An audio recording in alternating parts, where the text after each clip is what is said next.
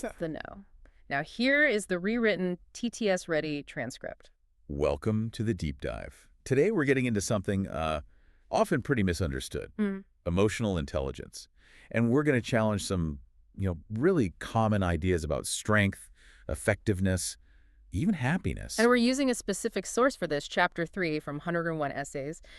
It offers a really interesting angle. Yeah, it does. It kicks off by pointing out this belief many of us have. That you need to suppress emotions, be logical like a machine. Exactly. Operate purely on logic to be effective. But the source argues pretty strongly that this just leads to suffering. It ignores who we are, fundamentally. It does. We often think, just push it down, be productive, pretend feelings aren't even there. But this chapter focuses on people who actually do tune into their inner world. They're aware of their feelings. And they know how to handle them, how to express, process, even sort of dismantle and adjust their emotional experience. Yeah, navigate it. And the source calls these people not just emotionally intelligent, but the true leaders, people living whole and genuine lives. Whole and genuine lives, because they get that they're the starting point for their own emotional journey. Precisely. They own it. Okay, so how? How do they achieve this? The chapter gives us a kind of reverse-engineered guide. 10 things these emotionally intelligent folks don't do. Right, which is a really clever way to frame it. So that's our mission for this deep dive. Yeah. Unpack these 10 don'ts. Think of it like, a shortcut. Understanding what not doing reveals about managing your inner world, according to this source. Defining something by what it isn't can be super clarifying. It definitely flips the script on some behaviors we might think are about strength or control. Okay, let's jump in. First thing they don't do. They don't assume their thoughts and feelings about a situation are the absolute reality of it. Or that those feelings perfectly predict the outcome. Right. This is really core to the source's whole idea. It says emotions are they're responses. They aren't objective measurements. So how you feel right now isn't necessarily the truth of what's happening. Exactly. It might not be about the situation itself. And this is where it gets really interesting. The source suggests maybe those strong reactions, they might come more from your own stuff. Your internal landscape, yeah.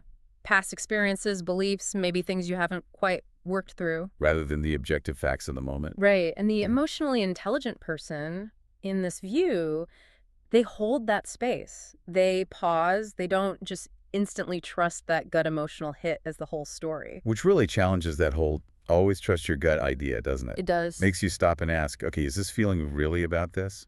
Or is it an echo? That's a huge shift. Okay, point 2. Their emotional base points are not external. This ties right into the first one, doesn't it? It's about taking, total responsibility. The source says they don't see their emotions as somebody else's doing or someone else's problem to fix. They see themselves as the ultimate cause. Of their experience of the emotion, yes.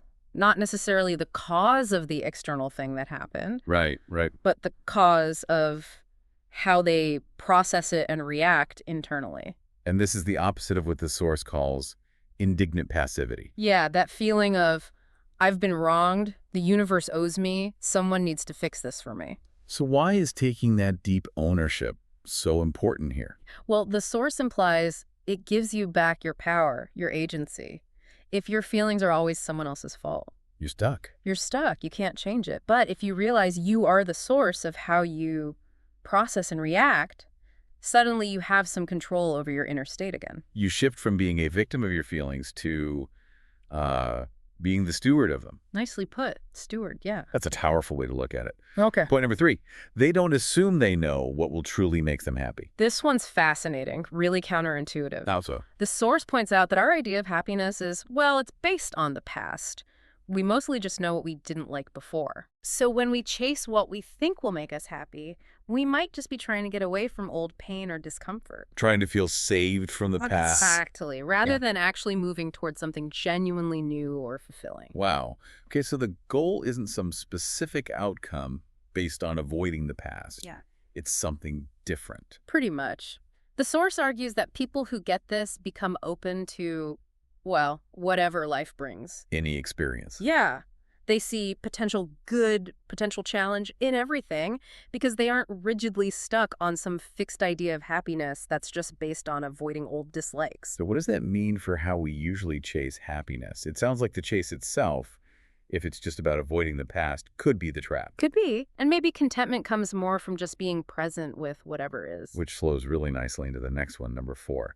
They don't think being fearful means they are on the wrong path. This totally reframes fear. How? The source suggests fear when you're moving forward might actually mean you're heading towards something important, something you deeply desire or love. But there are obstacles. Yeah, but internal obstacles. Old beliefs, unhealed stuff. It's getting triggered, either blocking you or maybe being called up by the path so you can finally deal with it. Heal it. Okay, and the source contrasts this with indifference. Right. Indifference, that's the sign you might be on the wrong path, according to this. Fear means you're moving towards desire, even if it's triggering internal resistance. But indifference means there's nothing. No spark, no resistance, just disconnection. Exactly. So fear isn't a stop sign saying wrong way. It's more like an indicator light flashing, hey, important stuff ahead, inner work needed. That's a great way to put it. Yeah, it changes your whole relationship with fear. Okay, point 5. They know happiness is a choice, but don't feel the need to make it all the time. This sounds like a contradiction at first, but it isn't. Explain that. They know they can choose their perspective, which influences happiness. Right, but they aren't trapped in this illusion that happiness has to mean feeling like ecstatic joy 24/7. They get that life has a full spectrum of feelings. Totally. They allow themselves to process everything, the good, the bad, the difficult. They aren't trying to force constant positivity. They just let themselves be in whatever natural state they're in. And the source connects their contentment to this, calls it non-resistance. Non-resistance, it's like not fighting it, not pushing away the feeling or the situation, not wishing things were different in that moment. Just accepting it. Accepting it without adding extra struggle on top. And that's where they find peace, within the ups and downs, not by trying to escape them. So that difference between like forced constant joy and contentment through non-resistance, that's crucial. Absolutely. Contentment from accepting reality, not forcing an emotion. Okay, number 6. They don't allow their thoughts to be chosen for them. This is about awareness of all the noise, internal and external. Social conditioning, cultural stuff. What the source calls the eternal human monkey mind. That's the one. That constant chatter. They recognize that this stuff can fill your head with thoughts and beliefs that aren't actually yours. Things you've just absorbed. Right. So how do they deal with it? The source says they practice awareness. They take inventory of their beliefs. Question where they came from. Yeah. Examine the origins. And then actively decide, does this belief actually serve me? Or is it just a pattern I picked up somewhere? So it's like actively curating your own mind. It really highlights that critical thinking needs to apply to ourselves too, not just the outside world. Definitely. Makes you wonder how many of my thoughts today are really mine, and are they helping? Powerful questions. Okay, point 7. They recognize that infallible composure is not emotional intelligence. This hits hard against that stoic ideal, right? Yeah. Being calm, never showing negative emotion. Totally. The source is clear. They don't just withhold feelings or water them down until they're gone. That's not the goal. So what do they do? This is a key distinction. Instead of suppressing the feeling, they learn to withhold the immediate emotional response until they're in a situation and environment where expressing that feeling is actually appropriate and constructive. Ah, okay. So it's not bottling it up forever. It's about timing and context for expressing it healthily. Exactly. Managing how and when you express it, not killing the feeling itself. Which makes you ask yourself, what is an appropriate environment for emotional expression in my life? This suggests EI is about choosing your moment, not just stuffing feelings down. Precisely. Yeah. Okay, number 8 is simple but huge. They know that a feeling will not kill them. Especially when you're right in the middle of a really intense one. Oh, yeah. The source suggests they've built up a kind of inner stamina and awareness. They know deep down that all feelings, even the absolute worst ones, they pass. You're transitory. Beginning, middle, end. That speaks volumes about resilience, doesn't it? Yeah. That quiet confidence that you can handle a tough emotion because you know it won't last forever. Yeah, it lets you move through it instead of being totally swamped by it. Okay. Point 9. They don't just become close friends with anyone. Right. The source emphasizes that for these people, real trust, real intimacy, it isn't automatic. It's not given away freely. It has to be built deliberately. And that takes discernment. Being careful about who you let into your deepest inner world. So they're not necessarily guarded in a fearful way? No, not guarded or closed off, more like mindful. aware, intentional about who they invest their deepest emotional energy and vulnerability with. The source sums it up nicely. Kind to everyone. But truly open to few. That's some serious boundary setting, rooted in EI. It makes you think about your own relationships, you know? Mm-hmm. Who's in your inner circle and why? How selective are you? Good questions. And finally, number 10, they don't confuse a bad feeling for a bad life.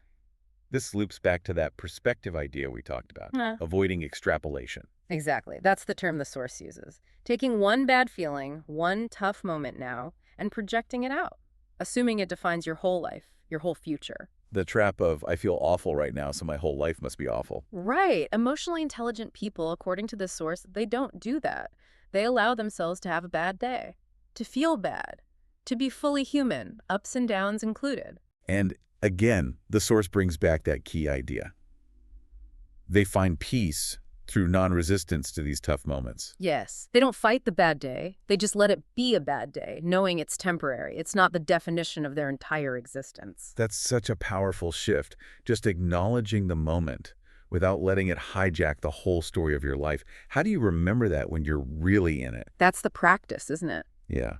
So stepping back from these 10 points, the overall picture of emotional intelligence from this source, it's less about what feelings you have or trying to be positive all the time. It's much more about your relationship with your inner world. How you relate to feelings, process them, understand where they come from, manage how you express them. Yeah. It's about awareness, ownership, and especially that idea of non-resistance, allowing the full range of human experience without that constant fight against it. And the source argues that developing these habits, these don'ts, is what leads to those whole and genuine lives. Embracing your full humanity, not trying to edit out the difficult bits. Right. So fundamentally, this source is suggesting true peace, true contentment. It doesn't come from dodging difficult feelings or achieving constant happiness. It comes from allowing yourself to be fully human, embracing the fact that all experiences, good and bad, are temporary. They come and go. So how does that idea challenge the way society often pushes us to think about well-being or, success? And that concept of non-resistance, allowing what is instead of fighting it. What does that actually feel like or look like when you try to practice it in your own life? Some interesting things to chew on there. Definitely something to reflect on as you go about your day.